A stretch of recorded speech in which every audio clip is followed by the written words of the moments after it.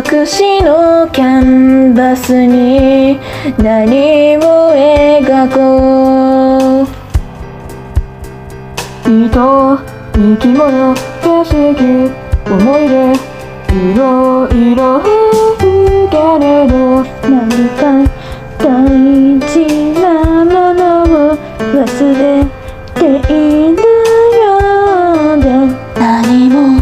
思い出せずにまた眠り夢を見る。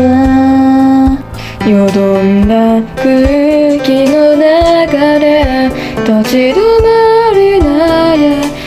む、きらめく壁ら一歩先へ進んでいこう。僕たちだけの色を使い、明日への一本道、虹色に輝かせ、何事も最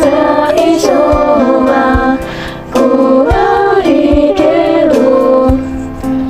全力で挑み続け、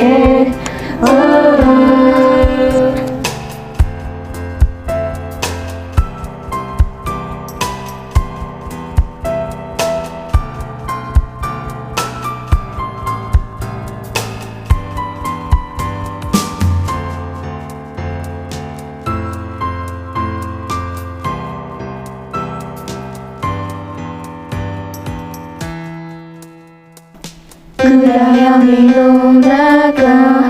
ただ一人、どこへも行かずただ泣き続けていた時、先に見える5つの光差し伸べられた手を取って、みんなと